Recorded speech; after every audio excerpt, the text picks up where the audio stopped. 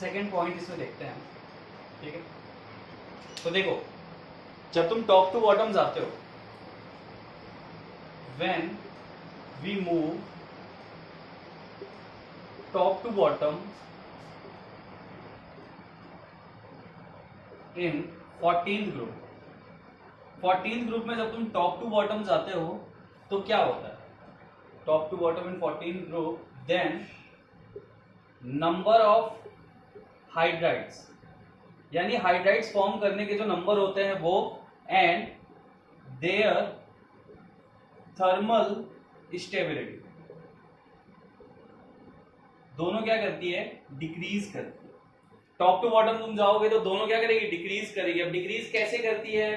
तो सिंपल सी बात है यार, कार्बन तो बहुत सारे हाइड्रोकार्बन फॉर्म कर सकते हैं, साइक्लिक भी होता है, साइक्लिक भी होता है, ठीक है। लेकिन सिलिकॉन में तुमने देखा है क्या? सिलिकॉन को भी देखा है क्या? वो सिलिकॉन एल्केन, एल्कीन, एल्काइन के टाइप से कोई कंपाउंड फॉर्म करते हुए कभी सुना है क्या? नहीं सुना ना।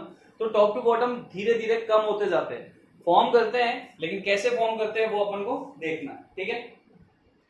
तो इसे रफ करता अपन बारी बारी से लिखेंगे। तो पहला तो सिंपल सी बात है, 2 पॉइंट अपन ने देखे। तीसरे पॉइंट में अपन क्या बोलेंगे? That carbon forms number of hydrides, ठीक है। तो पहला पॉइंट क्या है? Carbon forms number of infinite number of hydrides, number of hydrides,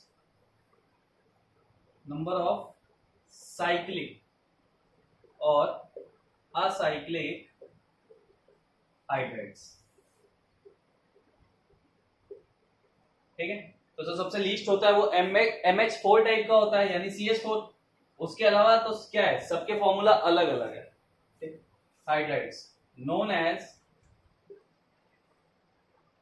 hydrocarbon and aromatic hydrocarbons, aromatic compounds, ठीक है। तो ये चीज तो ध्यान रखो कि कार्बन तो बहुत सारे हाइड्राइड फॉर्म कर सकता है, यानी जितने आप ऑर्गेनिक में पढ़ते हो, एल्केन, एल्कीन, एल्काइंस, वो सब हाइड्रोकार्बन ही है। वो सब क्या है? वो सब हाइड्रोजन के साथ रिएक्ट करके तो फॉर्म हुए कंपाउंड्स है, ठीक है। तो कार्बन तो बहुत सारे फॉर्म कर सकता है। बट अगर बात करूं दूसरों की, तो देखो ये पॉइंट थर्ड था, 4 Si फॉर्म्स सिलिकेन्स, ठीक है। Si क्या फॉर्म करता है? Silicanes with general molecular formula CnH2n+2, यानी इस जनरल फॉर्मूले से Si फॉर्म करता है सिलिकेन्स, और यहां पे जो N होता है वो होता है 1 से लेके 8 तक। तो इतने ही हाइड्राइड्स सिलिकॉन फॉर्म करता है, यानी ये लिमिटेड हो गया ना। N की वैल्यू 1 से 8 के बीच में। फिफ्थ अगर बात करो जर्मेनियम की, तो Ge forms germanes with general formula CnH2n+2, और यहां पे जो N होता है वो 1 से 5 के बीच में होता है। तो इसमें भी क्या हो गया? Limited number of hydrides form हो रहे हैं। लेकिन कार्बन, सिर्फ कार्बन के केस में ऐसा नहीं होता। तो आप देखो टॉप टू बॉटम, जब ऊपर थे तो इनफाइनाइट नंबर थे, फिर क्या हुआ? फिर 8 हुआ, फिर नीचे आ रहे हो तो क्या हो रहा है? 5 हो रहा है। यानी ऊपर से नीचे आने पे आपके number of hydrides continuously decrease हो रहे हैं। नेक्स्ट बात करूं 6 टिन की, तो टिन फॉर्म्स 2 हाइड्राइड्स, यानी टिन सिर्फ 2 ही हाइड्राइड फॉर्म करता है, SnH4 एंड SN2H6, ठीक है। तो इसके 2 ही हाइड्राइड होते हैं। और बात करें लास्ट में लेड की, Pb फॉर्म्स PbH4, ठीक है। अभी जो PbH4 फॉर्म कर रहा है इसको नॉट इजी टू फॉर्म, यानी कि फॉर्म तो कर सकता है एक हाइड्राइड, लेकिन उसको फॉर्म करना इजी नहीं होता, उसको प्रिपेयर करना बहुत ही ज्यादा डिफिकल्ट होता। और अगर इसकी बात करोगे तो जैसे ये क्या बना रहा सिलिकेन्स, ये जर्मेन्स, तो ये क्या हो जाएगा, ये हो जाएगा प्लम्बेन्स। ठीक है, तो ये था फॉर्मेशन ऑफ हाइड्राइड्स। तो यहां से हमारी सारी केमिकल प्रॉपर्टीज खत्म हो जाती हैं 14 ग्रुप एलिमेंट्स की। अब हमें पढ़ना है, पहले तो हम पढ़ेंगे एलोट्रॉप्स, किसके किसके एलोट्रॉप्स हैं वो पढ़ेंगे, उसके बाद हम कुछ इंपॉर्टेंट कंपाउंड्स पढ़ेंगे और हमारा चैप्टर खत्म हो जाएगा। तो हम स्टार्ट करते हैं allotropic nature of 14 group elements. तो यहां तक आपकी भाई सारी केमिकल प्रॉपर्टीज खत्म हो गई हैं। ठीक है,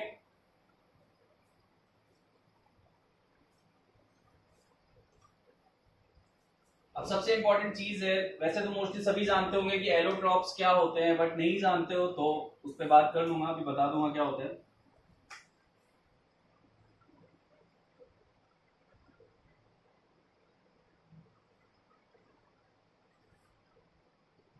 चलिए, तो हम क्या पढ़ने जा रहे हैं, एलोट्रॉप्स ऑफ 14 ग्रुप एलिमेंट्स।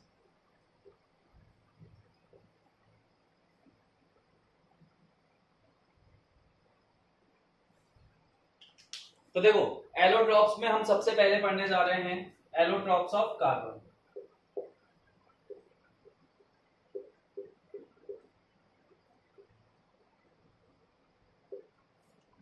ठीक है, अब सबसे बड़ी चीज का एलोट्रॉप्स क्या होता है।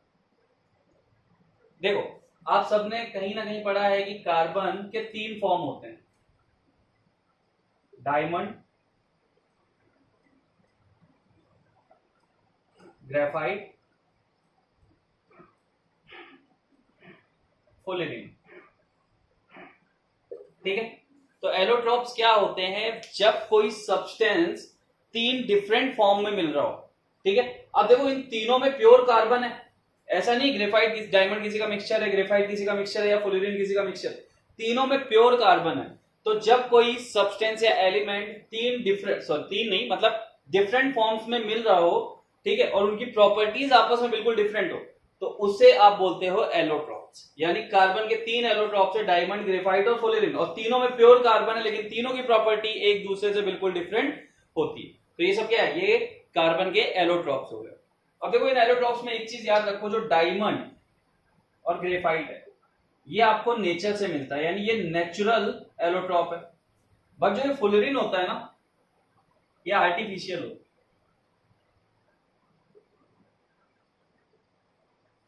ठीक है, ये चीज ध्यान रखना कि डायमंड और ग्रेफाइट तो नेचुरल होते हैं, फुलेरिन जो आपका होता है वो आर्टिफिशियल होता है, यानी वो मैनमेड होता है, उसे मतलब किसी ने बनाया हुआ है।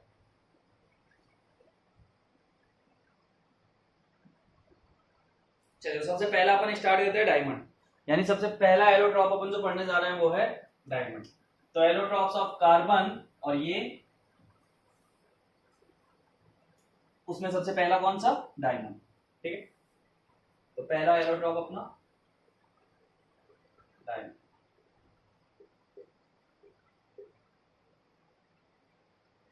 अब देखो डायमंड की बात करूं तो डायमंड की सबसे इंपॉर्टेंट प्रॉपर्टी क्या है, ये नेचर का सबसे ज्यादा हार्ड सब्सटेंस है। यानी पूरे नेचर में जो सबसे ज्यादा हार्ड सब्सटेंस बोला जाता है वो आपका डायमंड होता है। ठीक है, तो हार्डेस्ट नेचुरल सब्सटेंस, सबसे इंपॉर्टेंट प्रॉपर्टी इसकी यही होती है। अब अगर मैं इसका स्ट्रक्चर देखूं तो इसका स्ट्रक्चर कैसा होता है,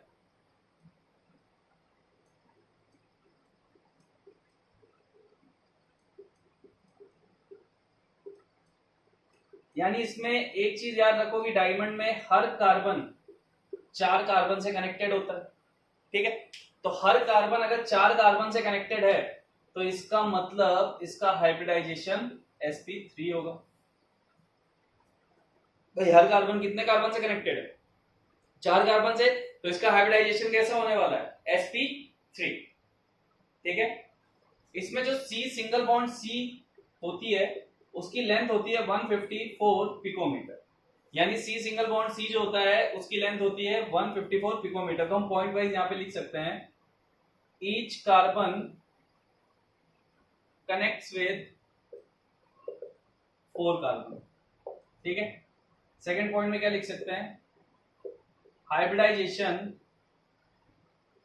of each carbon is sp3। Third point क्या लिख सकते हैं, C single bond C bond length is equal to 154 picometer, यानी C सिंगल बॉन्ड C की जो बॉन्ड लेंथ होती है 154 पिकोमीटर होती है पूरे डायमंड स्ट्रक्चर में। ठीक है, अब देखो डायमंड का स्ट्रक्चर कैसा है, ये कोवेलेंट स्ट्रक्चर होता है और इसमें क्या होता है, इसमें देखो एक नेटवर्क फॉर्म होता चला जाता है कि कार्बन ऐसे ही नेटवर्क फॉर्म करता करता चला जाता है और बहुत सारे कार्बन डायमंड में कनेक्ट होते हैं। तो इसे हम क्या बोलते हैं, इस स्ट्रक्चर को हम बोलते हैं, डायमंड के स्ट्रक्चर को बोलते हैं 3D कोवेलेंट नेटवर्क। यानी डायमंड में अगर तुम देखो तो 3D 3 डायमेंशनल कोवेलेंट नेटवर्क होता है या कोवेलेंट बॉन्डिंग होती है डायमंड्स में। ठीक है, नेक्स्ट है फिफ्थ पॉइंट, अगर इसके बारे में देखें तो हम क्या बोलेंगे, very high melting point and boiling point. यानी डायमंड का जो मेल्टिंग पॉइंट होगा और बॉइलिंग पॉइंट होगा वो बहुत ज्यादा हाई होगा। 6, अगर मैं 6 की बात करूं तो 6 में क्या होने वाला है, अब एक चीज यहां पे बहुत इंपॉर्टेंट है, हमने बहुत पहले से पढ़ा हुआ है that graphite is a good conductor of heat and electricity, but diamond नहीं होता, यही पढ़ा है, बट ये बिल्कुल गलत है। देखो कैसे, diamond is bad conductor of electricity, बिल्कुल सही बात है, इलेक्ट्रिसिटी के लिए बिल्कुल बैड कंडक्टर है बट हीट के लिए नहीं है। ठीक है, 7, डायमंड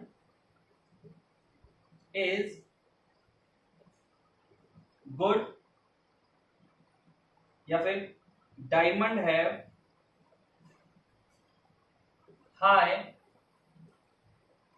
थर्मल कंडक्टिविटी।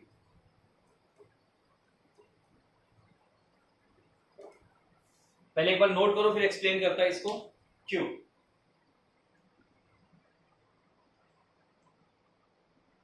ठीक है, तो ये बैड कंडक्टर ऑफ इलेक्ट्रिसिटी जरूर है लेकिन ये गुड, या फिर यहां पे ऐसे लिख सकते हो, डायमंड गुड थर्मल कंडक्टिविटी। ठीक है, तो थर्मल कंडक्टिविटी यानी हीट के टुवर्ड्स ये गुड कंडक्टर है। क्यों है, एक बार इस स्ट्रक्चर को अगर हम लोग देखें तो देखो डायमंड ऐसा तो होता नहीं कि भाई इतने बड़े बड़े, इतना बड़ा डायमंड अगर किसी के पास हो तो पता नहीं फिर बात ही क्या है। डायमंड का स्ट्रक्चर बहुत मतलब बहुत कॉम्पैक्ट होता है, उसमें कार्बन बहुत ही ज्यादा पास पास होते हैं। अब सिंपल सी बात है, अगर तुम डायमंड को कहीं से भी हीट दो, मान लो मैं इस कार्बन को हीट दे रहा हूं, तो इसको अगर मैं हीट दूंगा तो इसकी डेंसिटी क्या है, बहुत ज्यादा होती है, डायमंड की डेंसिटी बहुत ज्यादा होती है। तो ये कार्बन इस नेटवर्क में हर कार्बन तक हीट को रोटेट करता रहेगा। ठीक है, तो ये जो नेटवर्क होती है और हाईली डेंस बॉन्डिंग होती है, जो एक कोवेलेंट नेटवर्क होता है 3D, ये बहुत ही ज्यादा डेंस होता है, बहुत ही ज्यादा डेंसिटी कंटेन करता है। तो जैसे ही आप किसी एक पॉइंट पे हीट देना स्टार्ट करोगे, वो पूरे के पूरे कार्बन तक वो हीट सप्लाई कर देता है। यानी यहां से हीट इस कार्बन पे जाएगी, फिर यहां जाएगी। तो इलेक्ट्रिसिटी के मामले में बैड कंडक्टर है, लेकिन हीट के towards diamond is a good conductor. तो ये चीज हमेशा याद रखना। ठीक है, कई बार क्वेश्चन होता है diamond is a bad conductor of electricity, उसमें एक पॉइंट डाल देता है diamond is a good conductor.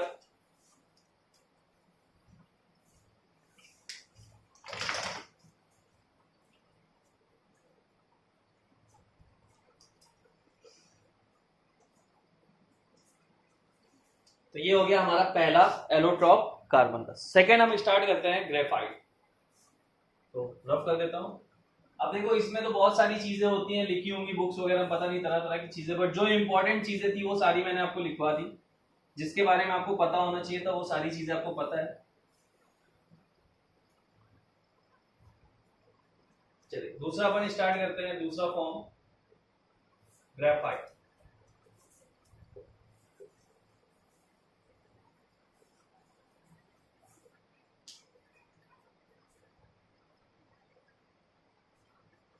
तो सबसे पहली चीज, ग्रेफाइट इज सॉफ्ट। सॉफ्ट क्यों होता है? Because density is very low, ठीक है। तो ग्रेफाइट आपका सॉफ्ट होता है, जबकि डायमंड आपका बहुत ही ज्यादा हार्ड था। सॉफ्ट होने का रीजन क्या होता है, इसकी डेंसिटी डायमंड के कंपैरिजन में बहुत कम होती है। तो ये था पहला पॉइंट। सेकंड पॉइंट है, अगर मैं सिलिका कार्बाइड को हीट दूं तो इससे फॉर्म होता है ग्रेफाइट, ठीक है। तो ग्रेफाइट का फॉर्मेशन अगर आपको करना है तो आप सिलिका कार्बाइड को हीट करो, उससे फॉर्म हो जाएगा ग्रेफाइट। थर्ड बहुत ही ज्यादा इंपॉर्टेंट पॉइंट, और ये जेई में पूछा गया है, ठीक है।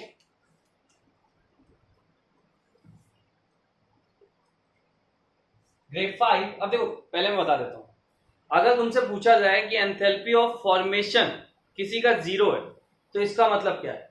एंथैल्पी ऑफ फॉर्मेशन अगर किसी का, sorry, standard enthalpy of formation अगर किसी का 0 तो इसका मतलब क्या होता है, इसका मतलब होता है कि वो सब्सटेंस बहुत ही ज्यादा स्टेबल, ठीक है।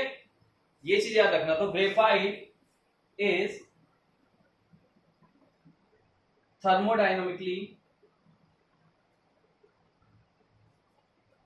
thermodynamically more stable than diamond। तो एक क्वेश्चन ये पूछा गया था, ठीक है, उसमें delta F naught is equal to 0 दिया हुआ था और 4 ऑप्शंस रखे गए थे, जिसमें डायमंड भी था, ग्रेफाइट भी था, ठीक है, और उसके अलावा भी 2 सब्सटेंस है।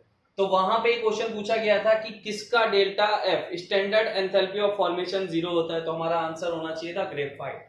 क्यों? क्योंकि ग्रेफाइट बहुत ही ज्यादा स्टेबल होता है डायमंड से।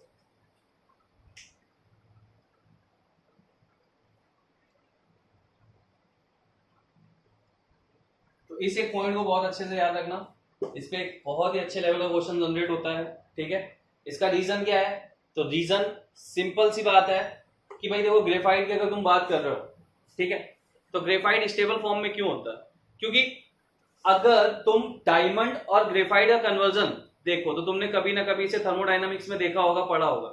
एक बात बोली जाती है कि हम ग्रेफाइट को डायमंड में कन्वर्ट कर सकते हैं।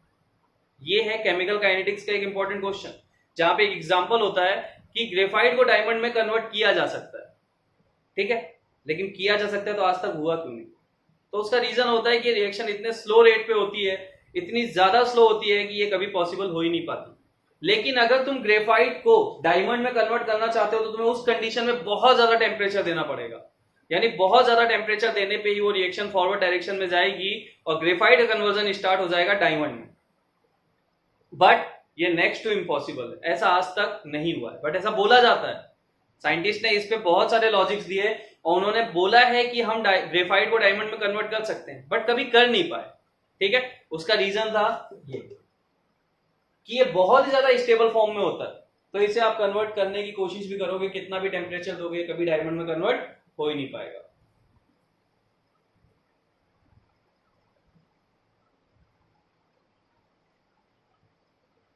चलिए इसका स्ट्रक्चर देखते हैं कि ग्रेफाइट का स्ट्रक्चर कैसा होता है। अब यहां से जो स्ट्रक्चर बनेगा वहां से मैं आपको बताऊंगा कि ये क्यों good conductor of heat and electricity होता है।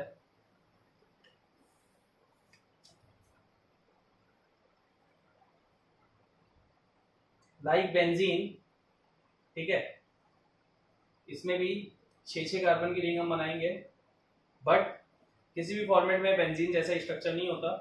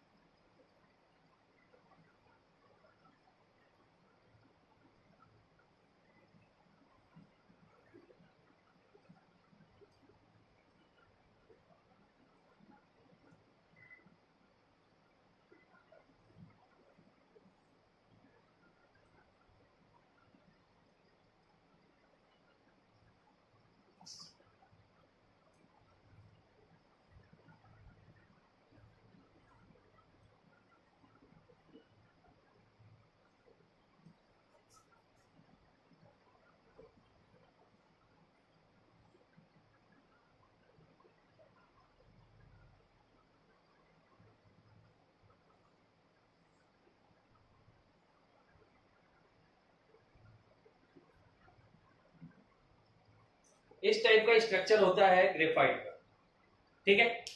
अब तुम्हें स्ट्रक्चर से साफ साफ दिख रहा है कि ये, अब इसे हम क्या, इसे हम बेंजीन तो बोलते नहीं, तो ये किस टाइप का स्ट्रक्चर होता है, ये स्ट्रक्चर होता है, मैं यहाँ पे साइड में लिखता चला जाऊंगा इसके बारे में, ये स्ट्रक्चर होता है हेक्सागोनल प्लानर स्ट्रक्चर, ठीक है।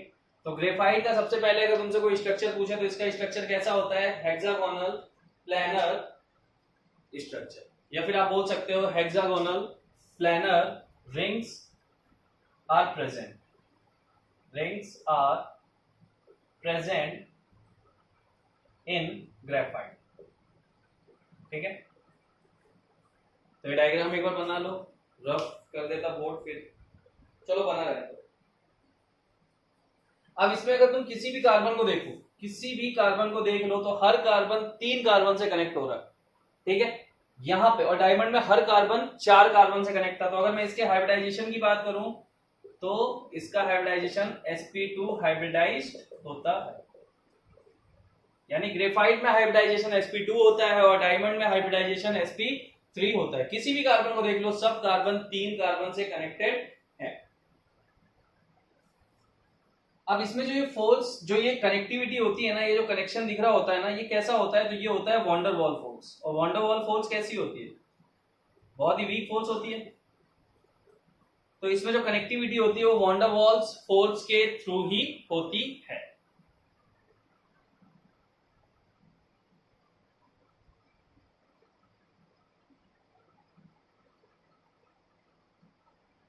ठीक है। अब एक चीज याद रखना कि ये जो वॉन डेर वाल फोर्स है, ये बहुत वीक फोर्स होती है। वीक फोर्स होने की वजह से अगर हम इसमें थोड़ा सा भी प्रेशर डालें, तो थोड़ा सा भी प्रेशर डालने से ये क्या करते हैं, ये मतलब ये एकदम से फ्रिक्शन टाइप से क्या करते हैं, स्लाइटली मूव करने लग जाते हैं, ठीक है। तो इसमें क्या होता है, फ्रिक्शन जनरेट हो जाने लग जाता है, क्योंकि देखो ये फोर्स बहुत वीक है। इस पर तुम प्रेशर डालोगे तो ये क्या करेंगे, थोड़ा सा ऐसे ऐसे ऐसे ऐसे एक दूसरे के आसपास होंगे। अब प्रॉपर मैं वर्ड नहीं बोल पा रहा, पर थोड़ा समझने की कोशिश करो कि मैंने इस पे लाइक प्रेशर डाला है, फोर्स बहुत वीक है, तो ये सारे के सारे स्ट्रक्चर में क्या होगा, लाइक फ्रिक्शन होता है ना, वैसी चीज। तो इसे हम यूज करते हैं, यूज एज अ लुब्रिकेंट्स। अब यहां से क्लियर हो जाएगा, लुब्रिकेंट से यूज हो रहा है तो मतलब वही वही है ना।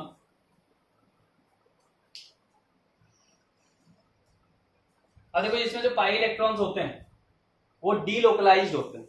आप सब जानते हो कि सिग्मा और पाई में पाई वीकर होता है, तो इसका जो पाई होता है वो डीलोकलाइज्ड करता रहता है। तो डीलोकलाइज्ड मतलब इसके इलेक्ट्रॉन मूव करते रहते हैं। तो इन इलेक्ट्रॉन के मूवमेंट की वजह से हम इसे बोलते हैं that graphite is a good conductor of heat and electricity.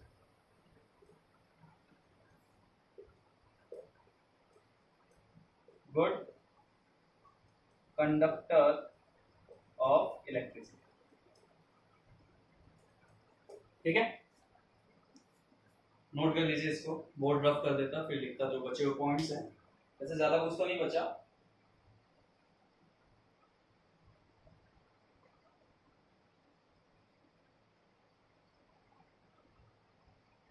तो इसमें आप वो भी लिख सकते हो, पाई इलेक्ट्रॉन, चलो हटा देता हूं मैं एक बार। तो इसके जो पाई इलेक्ट्रॉन होते हैं वो क्या होते हैं, वो डीलोकलाइज्ड पाई इलेक्ट्रॉन होते हैं, वो मूव कर सकते हैं। इसी उसी के मूवमेंट की वजह से ग्रेफाइट की कंडक्टिविटी रेट बहुत ज्यादा हो जाती है। तो नेक्स्ट पॉइंट हम लिख सकते हैं, पाई इलेक्ट्रॉन्स कैन डीलोकलाइज, ठीक है। अब अगर मैं बात करूं ग्रेफाइट, तो ग्रेफाइट दो फॉर्म में मिलता है, एक होता है अल्फा ग्रेफाइट और एक होता है बीटा ग्रेफाइट। अगर मैं इसे सॉलिड स्टेट के फॉर्म में देखूं तो इसका स्ट्रक्चर होता है एबी एबी टाइप स्ट्रक्चर, और इसका स्ट्रक्चर होता है ABC ABC ABC type structure, यानी कि ऑर्थो रोम्बल फॉर्म में होता है।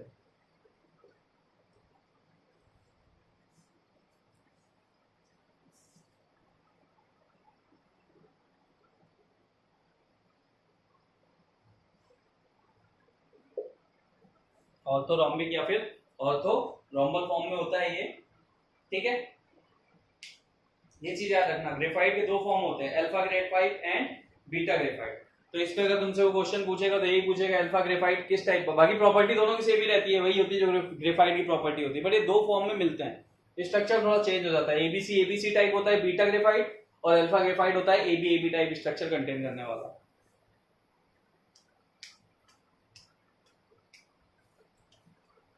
ठीक है। एक important point, graphite used as metal and semiconductor, यानी ये दोनों की तरह यूज हो सकता है, ठीक है। हम ग्रेफाइट को मेटल की तरह भी यूज कर सकते हैं और किसकी तरह, सेमीकंडक्टर की तरह भी यूज कर सकते हैं। कैसे, अगर मैं इसका एग्जांपल दूं, अगर मैं टेम्परेचर इंक्रीज करूं, ठीक है, तो इसकी जो कंडक्टिविटी होती है डिक्रीजेस अलोंग लेयर, यानी लेयर जो मैंने भी डायग्राम बनाया था, लेयर के अलोंग इसकी कंडक्टिविटी डिक्रीज करती है लाइक मेटल। तो मेटल में यही प्रॉपर्टी होती है, मेटल में अगर तुम टेम्परेचर को दो तो उसकी कंडक्टिविटी अलोंग लेयर क्या करती है, डिक्रीज करती है। वैसे ही ग्रेफाइट में भी होता है, ठीक है। तो इसका बिहेवियर कैसा हो गया, मेटल जैसा। अब सेकंड और है, ये तो हमने बात की अलोंग लेयर। अब इसके अलावा अगर मैं दूसरे टर्म्स की बात करूं तो कंडक्टिविटी सेम प्रोसेस पे, if temperature increases conductivity also increases across layer. तो अक्रॉस लेयर टेम्परेचर बढ़ाने पे कंडक्टिविटी बढ़ती है लाइक सेमीकंडक्टर। तो ये दोनों की तरह यूज हो सकता है, या फिर graphite behaves as metal and semiconductor.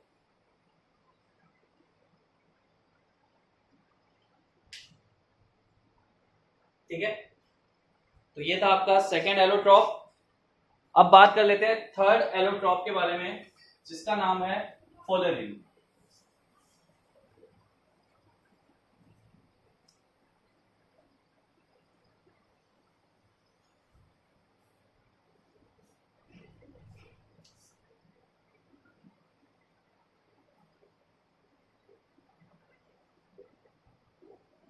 अब फुलरेंस मैंने बताया कि ये आर्टिफिशियल होते हैं, मैन मेड होते हैं, बाकी दोनों नेचुरल मिल रहे थे। तो फुलरेंस के जो जनरल फॉर्म होते हैं वो होता है C48, C60, C70, यानी बहुत सारे फॉर्म में मिलता है ETC। बट इसमें जो C60 फॉर्म होता है वो सबसे ज्यादा यूज्ड होने वाला फॉर्म होता है फुलरेन का। तो ये मैन मेड होते हैं और इसके बहुत सारे फॉर्म होते हैं। अगर मैं बात करूं इसके फॉर्मेशन की, तो इसका फॉर्मेशन ग्रेफाइट से ही होता है, फॉर्मेशन ग्रेफाइट से होता है, बट कैसे, बाय इलेक्ट्रिक आर्क। यानी हम ग्रेफाइट को इलेक्ट्रिक आर्क के थ्रू हम फुलरिन का फॉर्मेशन करते हैं, ठीक है। अब इसका स्ट्रक्चर बनाना है, तो देखो इसका स्ट्रक्चर बनाना थोड़ा सा भारी काम है, फिर भी कोशिश करता हूं, बन जाएगा। इसका स्ट्रक्चर क्यों, इसके स्ट्रक्चर में जो एक चीज बताऊंगा ना वो ध्यान से देखना। देखो मैंने ये बनाई 5 मेंबर रिंग, ठीक है, ये बन गई 5 मेंबर रिंग, और इसके साथ अब हम बनाएंगे 6 मेंबर रिंग। ये पहली 6 मेंबर, सपोज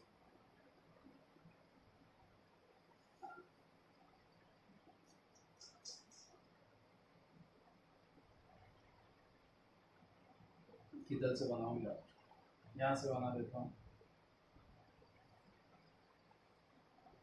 मैं। इसमें यही एक चीज है, इसका डायग्राम बनाना ना बड़ा खतरनाक काम है।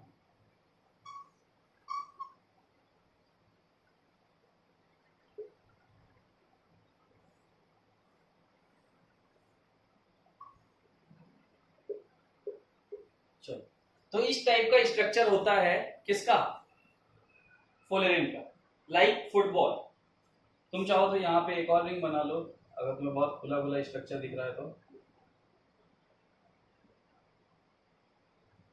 यहाँ पे भी बना लेते हैं।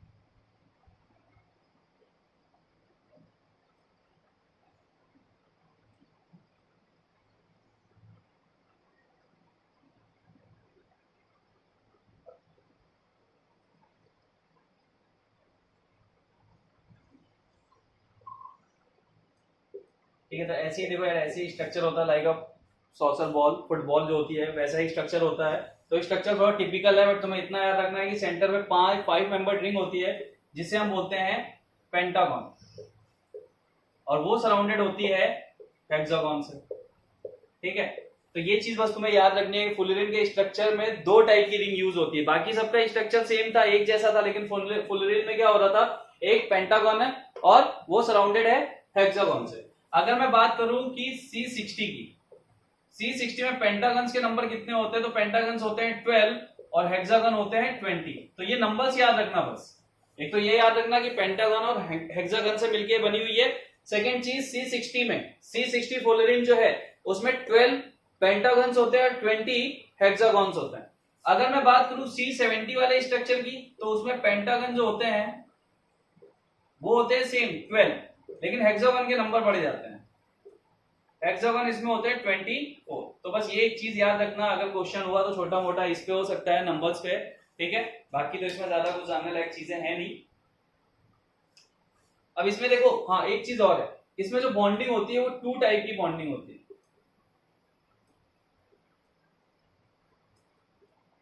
तो एक होती है C single bond C type. देखो सिंपल सी चीज है, ग्रेफाइट और डायमंड तुमने देखा, उसमें सेम टाइप की बॉन्डिंग थी। डायमंड की बात करो उसमें सारे सी सिंगल बॉन्ड सी थे, और ग्रेफाइट की बात करो तो उसमें C single bond double bond C double bond C थे। लेकिन इसकी बात करो तो इसमें 2 टाइप की बॉन्डिंग होती है, C single bond C and partially double bond भी प्रेजेंट होता है फुलरिन में। ठीक है, ये चीज याद रखना, इसमें 2 टाइप की बॉन्डिंग होती है, एक तो होती है C single bond C type की, और दूसरी होती है partially double bond.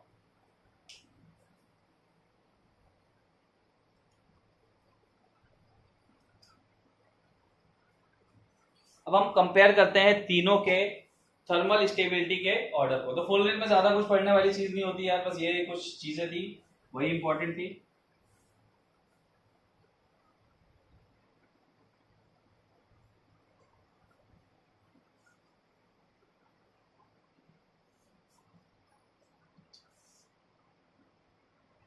Order of thermal stability, अगर मैं बात करूं थर्मल स्टेबिलिटी के ऑर्डर की, यानी कार्बन के तीनों एलेक्ट्रॉन्स में अगर हम ऑर्डर निकाले हैं, तो जो ग्रेफाइट होता है उसकी थर्मल स्टेबिलिटी सबसे ज्यादा होती है, फिर होती है डायमंड की, और फिर होती है फुलरिन।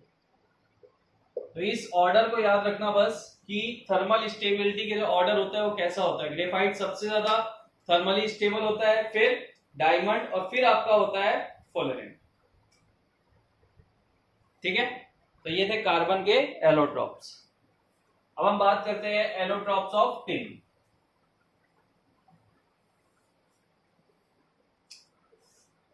तो एलोट्रॉप्स ऑफ टिन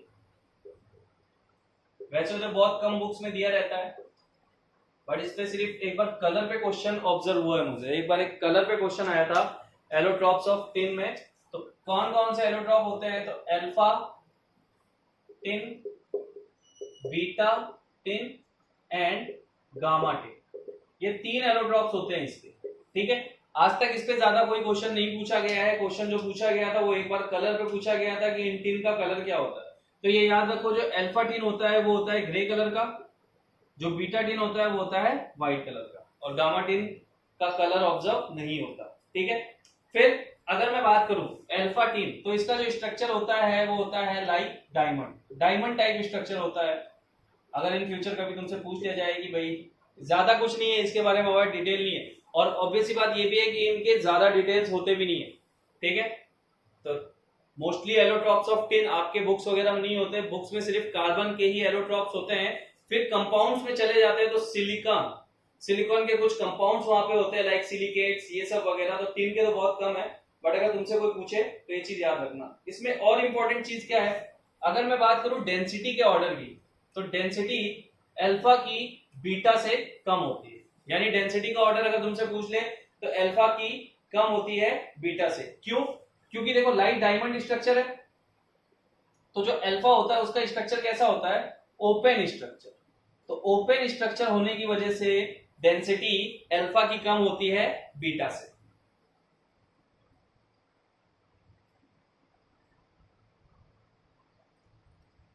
एक क्वेश्चन और है जो तुम लोग देख सकते हो, अगर मैं अल्फा को बीटा में कन्वर्ट करूं, ठीक है, तो इस कन्वर्जन का जो टेम्परेचर होता है वो 13.2 डिग्री सी होता है। तो इस टेम्परेचर को याद रख लेना, मे भी कभी पूछ ले क्वेश्चन, ठीक है। तो इस टेम्परेचर को बस याद रख लेना, ये टेम्परेचर जो आपका है वो कौन सा है, ट्रांजिशन टेम्परेचर। तो ये था allotropes of tin and carbon, ठीक है। तो भाई देखो, अगर सही मायने में पूछो तो आपका चैप्टर आज से ही खत्म हो गया है, क्योंकि मुझे सिर्फ कार्बन मोनोऑक्साइड और CO2 ये दो कंपाउंड है जिनके बारे में बताना है, क्योंकि वो कार्बन के हैं। सिलिकॉन के जितने भी कंपाउंड है देखो उसमें तरह तरह के डायग्राम है, बहुत सारी चीजें हैं, तो उसे जितने शॉर्ट फॉर्म में मैं कर पाऊंगा मैं करके नेक्स्ट लेक्चर में डाल दूंगा। और जो भी चीजें होंगी तो आप एक चीज याद रखना, टिन, लेड जितने भी हैं इनके यूजेस, ग्रेफाइट, डायमंड यूजेस, और इसके बाद जो बाद में चीजें होंगी वो, ठीक है, तो वो थोड़ा सा आप लोग देख लेना। बाकी ये जितनी भी चीजें हैं यहाँ से आपका चैप्टर कंप्लीटली खत्म हो जाता है। बस दो ही चीज बचती है, कार्बन मोनोऑक्साइड, CO2, यानी मतलब compounds of carbon and silicones. तो कार्बन के तो 2-4 कंपाउंड है, वो इंपॉर्टेंट है, उसे हमें पढ़ना ही पढ़ना है, लेकिन सिलिकॉन्स में सिर्फ और सिर्फ स्ट्रक्चर्स है। तो एक बार NCERT उठा लेना यार, आज की डेट में अगर लेक्चर तुम आज के आज देख रहे हो, बट ये तो बहुत ही अलग सी बात हो जाएगी कि तुम आज के आज देख लो, बट जो भी आज के आज देखता है वो एक बार NCERT उठा लेना और कंपाउंड्स और सिलिकॉन पे चले जाना। तो जब भी मैं नेक्स्ट लेक्चर अपलोड कर रहा हूँ, यानी कल के कल मैं करके इसे कैसे भी खत्म करता हूँ, ठीक है, बहुत हो गया अभी इसका, मेरे को भी बड़ा ये वो लग रहा है कि हाँ चले जा रहा है, ठीक है। तो खत्म तो मैं आज ही कर देता, दे देता आपको CO और CO2 की प्रॉपर्टीज, अभी ज्यादा टाइम नहीं लगता, 15-20 मिनट खत्म हो जाता, बट अगर मैं वो दे देता तो फिर सिलिकॉन वगैरह के लेक्चर में प्रॉब्लम आती, ठीक है। तो कोई नहीं, हम इसे देख लेंगे, बट आप लोग NCERT उठा के सिर्फ और सिर्फ सिलिकॉन्स के कुछ स्ट्रक्चर्स पढ़ के बैठ जाना, ताकि जब मैं नेक्स्ट क्लास में जो शॉर्ट फॉर्म में समझाऊं तो आपको क्लियरली समझ में आ जाए, ठीक है। इतना सा काम कर लेना, चलिए।